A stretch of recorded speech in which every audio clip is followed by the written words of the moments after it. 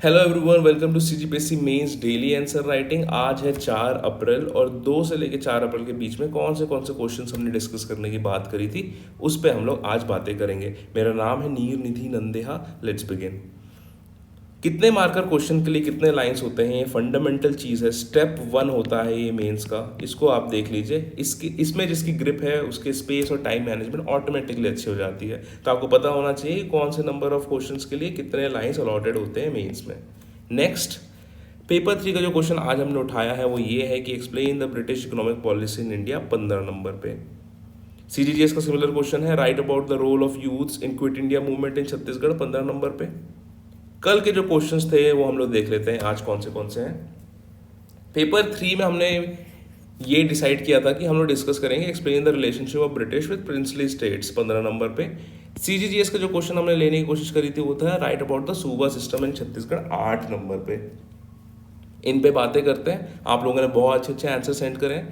Telegram channel में इस particular YouTube link के नीचे जो कमेंट सेक्शन आता है, यहाँ पे जाके आप अपने पीडीएफ पेस्ट कर सकते हैं। और यहाँ पे जो सबसे मैक्सिमम लाइक वाला जो पीडीएफ होगा उस पर मैं डिस्कशन करता हूँ हर बार। चलिए देखते हैं कौन सी चीज़ें आपने कौन से आंसर्स भेजे हैं और उसमें क्या क्या इंप्रूवमेंट हो सकती है। ये एक आंसर आया जिसमें सबसे ज़्यादा लाइक थे। देखते हैं, ब्रिटिश के भारतीय रियासतों के प्रति संबंधों का उल्लेख कीजिए। तो सबसे पहले कॉन्सेप्ट पे बात कर लेते हैं कि इसमें कौन सी चीज़ें आनी चाहिए थी। देखिए, जो ब्रिटिश की जो पॉलिसी रही है प्रिंसली स्टेट से रिलेटेड, उनको हम लोग 4 पार्ट में डिवाइड कर सकते हैं। पहला रिंग फेंस पॉलिसी, दूसरा पॉलिसी ऑफ सबॉर्डिनेट आइसोलेशन, तीसरा पॉलिसी ऑफ सबॉर्डिनेट यूनियन और चौथा policy of equal federation. In 4 headings में हमें पढ़ना होता है relationship between princely states and British India. तो ये जो 4 फेज हैं, ये जो 4 जो कीवर्ड्स है जो इन्होंने भी यहाँ पे लिखा है, ये आपको एक अच्छे स्टैंडर्ड बुक में हमेशा मिलेंगे और इनका कुछ एरा होता है और इनके कुछ फीचर होते हैं। तो हमको पहला पंचलाइन ये देना है कि the British relationship with princely states can be understood from the following 4 phases. ठीक है, ये पहला इंट्रो हो सकता है। इन्होंने बहुत अच्छा इंट्रो दिया है कि विलियम वारवन की किताब the native states of India में मिलता है। तो मोर और लेस दोनों सही है। ये मेरे को अभी पता चला है, मुझे नहीं पता था।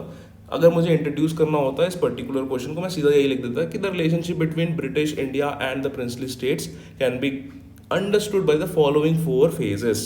तो सबसे पहले इन्होंने 5 फेज दे दिए, फंडामेंटली 4 होते हैं। तो पहले देख लेते हैं कि द स्ट्रगल फॉर इक्वालिटी। ठीक है, इक्वालिटी कब होगा, इसको देखो मेजर प्रोमिनेंट फीचर ये होगा कि जब स्टार्टिंग में ये लोग एक्टिव हुए हैं ब्रिटिश लोग, तब ये लोग इक्वालिटी के लिए फाइट करेंगे।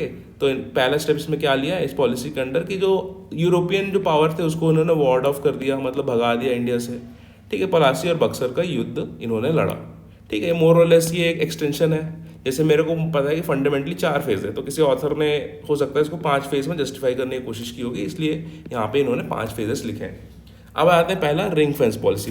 रिंग फेंस पॉलिसी में जो बेसिक कॉन्सेप्ट होता है मेरे साइड से जितना मैंने पढ़ा है कि जो रिंग फेंस पॉलिसी में क्या है कि British are not looking for territorial expansion, they want to consolidate themselves in Bengal. तीसरा, they are using the states such as Bengal and Awadh as a buffer states in order to build their own empire and consolidate their power in Bengal।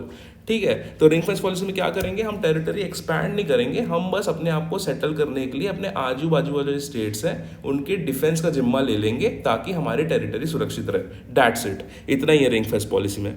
उसके बाद यही ring fence policy धीरे से subsidiary alliance बन जाती है।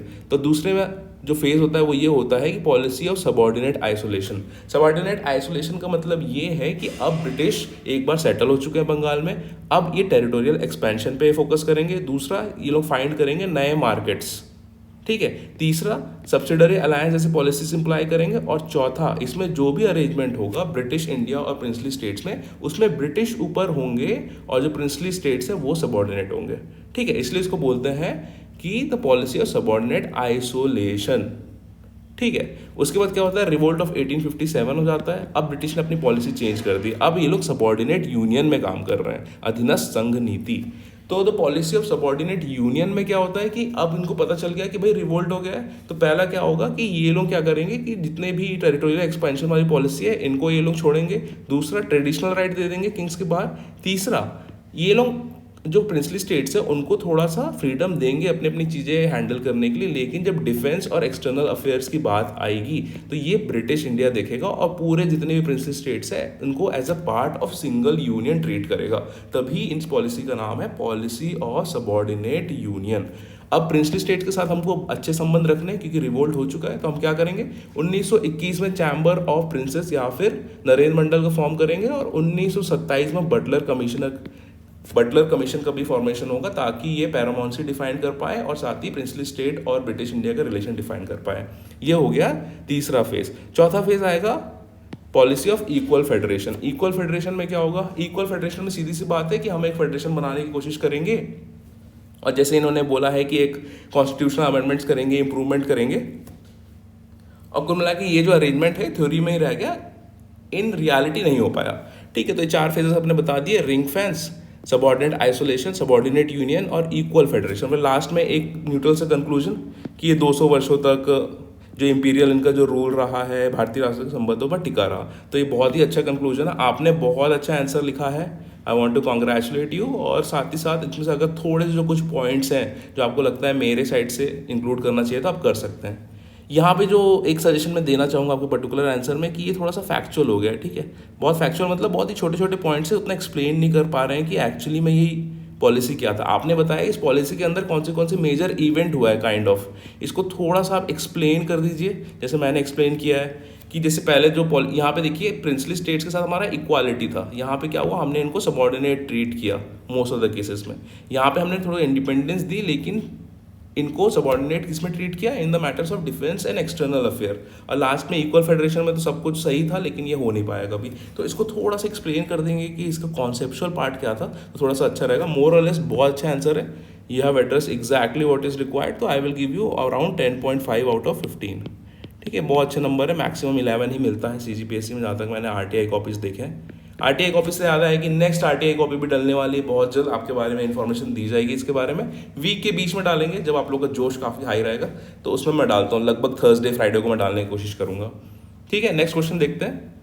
छत्तीसगढ़ में सूबा शासन की व्याख्या कीजिए। अब देखिए सूबा शासन की जो व्याख्या है, इस पर्टिकुलर क्वेश्चन आपको क्या करना चाहिए, सबसे पहली बात जो आपको इस पर्टिकुलर क्वेश्चन में करनी चाहिए कि आपको ये बताना चाहिए कि सूबा शासन कौन से एरा में था, किसके अंडर आया। दूसरा, पहला तो आप एरा डिफाइन कर दीजिए, दूसरा डिफाइन करिए कि है क्या, व्हाट इज सूबा शासन। ठीक है, तीसरा आप एक्सप्लेन करिए कि सूबा शासन में जिनका जो एडमिनिस्ट्रेटिव स्ट्रक्चर था वो क्या क्या था। ठीक है, इनके ऑफिशियल्स क्या क्या थे, एक ब्रीफ इंट्रोडक्शन दे दीजिए और लास्ट में इसका इवेल्युएशन करिए कि इसका जो इम्पैक्ट है छत्तीसगढ़ में क्या पड़ा है। ठीक है, तो इस जो पर्टिकुलर क्वेश्चन को जब मैं देख पा रहा हूँ तो ये है कि इन्होंने बता दिया कि सूबा शासन वेंको जी के काल में गठित उपनिवेशाधी व्यवस्था थी। ठीक है, अगर इसको इंग्लिश में मेरे को इंट्रोड्यूस करना पड़ता तो मैं ये बोलता कि it was a dominant Maratha policy in Chhattisgarh between 1787 to 1818। ये मेरा इंट्रोडक्शन लाइन बनता। ठीक है, उसके बाद इसका इन्होंने एक्सप्लेन नहीं किया है शायद कि क्या था सूबा सिस्टम, जहाँ तक मैं देख पा रहा हूँ। वैसे हाँ इन्होंने एक्सप्लेन किया थोड़ा थोड़ा, लेकिन यहाँ पे आपको लिखना चाहिए था हेडिंग कि सूबा सिस्टम। सूबा सिस्टम क्या था भाई, बिडिंग लगाई जाती थी स्टेट की और जो सबसे ज़्यादा रिटर्न ऑफर करता था उसको लीज पे दे दिया जाता था पूरा छत्तीसगढ़। ठीक है, तो कुल मिला के ऐसा था कि जो छत्तीसगढ़ के कॉमन लोग हैं इनसे लगान वसूल करता था इनका सूबेदार और ये पहुंचाता था मराठा शासक को जो कि नागपुर में बैठा रहता था। तो ये थोड़ा सा ग्राफिकल रिप्रेजेंटेशन आप देते तो मेरे ख्याल से ज़्यादा अच्छा होता। बाकी जो फैक्चुअल चीज़ें तो वही है, हरराम पटेल के जो पन्नों में जो चीज़ें लिखी हुई है। ठीक है, ठेकेदार व्यवस्था पे नियुक्ति 9 सूबेदार रहे। ठीक है, इन्होंने सूबेदार के कुछ नाम लिख दिए हैं। प्रशासनिक व्यवस्था बता दिए। प्रशासनिक व्यवस्था में आप ऐसे बता सकते हैं कि मराठा शासक था, उसके बाद सूबेदार था, फिर परगना में कमाविंसदार था, उसके बाद इसके जो 2-3 जो ऑफिशियल थे वो उसको आप लिख सकते थे। तो यहाँ पर एक बहुत अच्छा आप ग्राफ बना सकते थे, साथ ही साथ एक फ्लो चार्ट बना सकते थे कि लगान वसूली का जो चैनल है वो किस तरह से चल रहा है। तो ये जो एडिशन है ना ये ओवर टाइम आती है। ठीक है, ये आपके मैच्योरिटी के साथ आती है। तो मैं बता रहा हूँ यहाँ पे आपको ऑर्गेनाइजेशन लिखना था कि यहाँ पे भाई मराठा शासक था, इसके अंदर सूबेदार था, फिर यहाँ पे कमाविंसदार हो गए। इस प्रकार से आप चीज़ें लिख सकते हो। ठीक है, यहाँ पे आप लिख सकते थे। तो यहाँ पे एक स्ट्रक्चर बना दीजिए, टैक्सेशन का जो फ्लो चार्ट है आप वो बना दीजिए। अब नेक्स्ट देखते हैं कि भाई इसका जो फाउंडेशन है वो क्या हुआ है। तो इसको यहाँ पे थोड़ा ऊपर लिखना था आपको। ठीक है, कि इनका जो परगना जो व्यवस्था है जो भी है वो विट्ठल राव जी ने की थी, फिर इनको रीऑर्गेनाइज करने की बातें करी है। फिर आपने यहाँ पे ऑफिशियल लिख दिया। ठीक है, यहाँ पे आपने कुछ कुछ बताया आर्थिक व्यवस्था के बारे में,